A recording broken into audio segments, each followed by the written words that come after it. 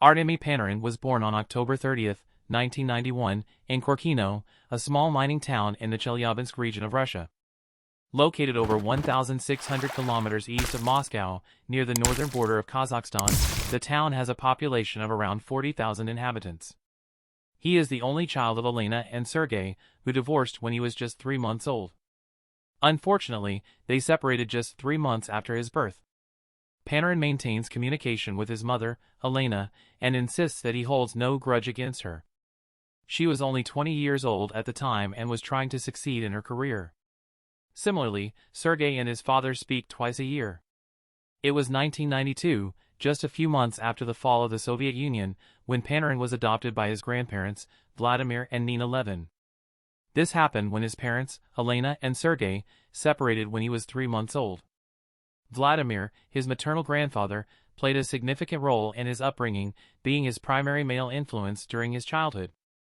Vladimir was a famous hockey player but never managed to leave Korkino. However, he wanted Artemi to play and wanted him to get out. I always wanted Artemi to engage in some sports. I wanted him to be busy and not do anything bad in his life. I played hockey and soccer on my own. In our hometown, Korkino, there is no theater or circus, so our little rink was always full. All the miners went to the games after their shifts. So I gave him a pair of skates, and he started skating around the perimeter. And those were figure skates. So, I visited a guy I know, Yuri Olesic, who used to play in Korkino and then worked in Chelyabinsk at a skate shop.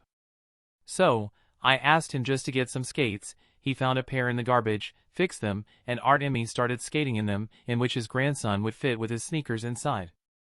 Vladimir found gloves with holes in the palms, and Nina patched them up with old boot leather. Nina sewed jerseys and adjusted the rest of the equipment to at least fit a little. What can I say? We all had some financial problems at that time. His grandfather would wake up at 5 a.m. every day to take him to hockey practice when he was 5 years old. Nina sold milk. We had a cow for 7 years so she could buy gasoline.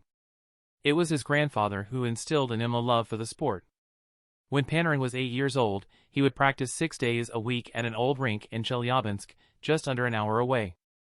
The other boys would constantly mock his equipment and his grandfather's old car. If the car broke down, as it often did, Panarin would take the bus. Nina sewed a secret pocket in Panarin's pants so that thieves couldn't take the little money he had. During that time, he was playing in a tournament in Tyumen. He was already scoring a lot, and we would hear other parents saying, "If only my son were like that." He was always smart, both in kindergarten and in school. He was a table tennis champion, played practically every sport. 1 hour or 1.5 hour practices per day weren't enough. So, when we got back from Chelyabinsk, I would prepare for him a mat with a tennis ball, cover the window, and use a helmet. And he would just hit the ball against the wallpaper, in the corners. I tried to teach him, don't look at the ball. You have to feel the stick.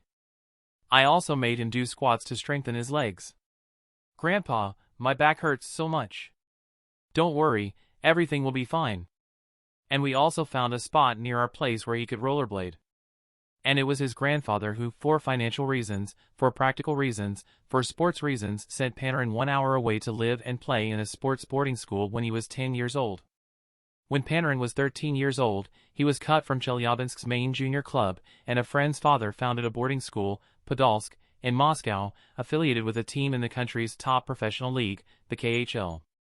It was a 2-day bus trip to get to Podolsk, but when Panarin arrived, he was equipped with new gear. With new gloves for the first time in his life, Panarin suddenly felt the puck. It was a revelation. He spent 4 years in Podolsk, returning to Korkino during the summer.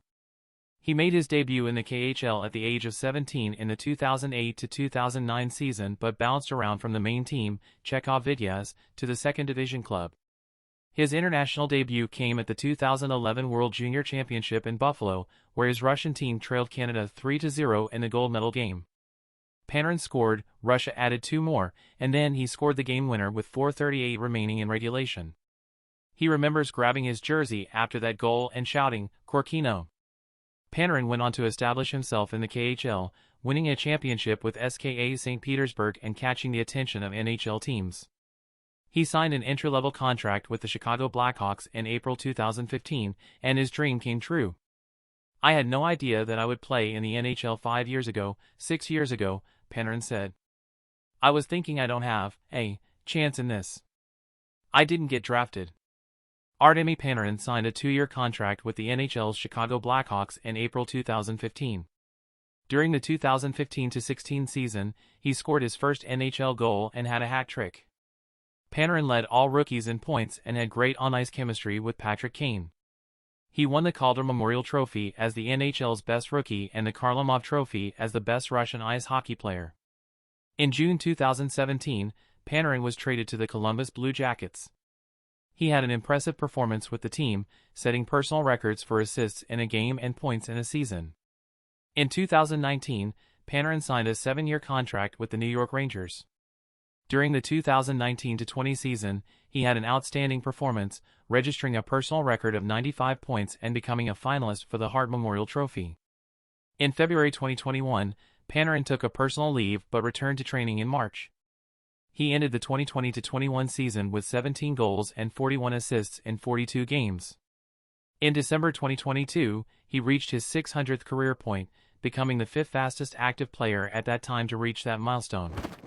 Artemi Panarin continues to be a prominent figure in hockey, achieving significant milestones in his career. His dedication to the sport and his journey from a mining town in Russia to the NHL are a testament to his determination and talent.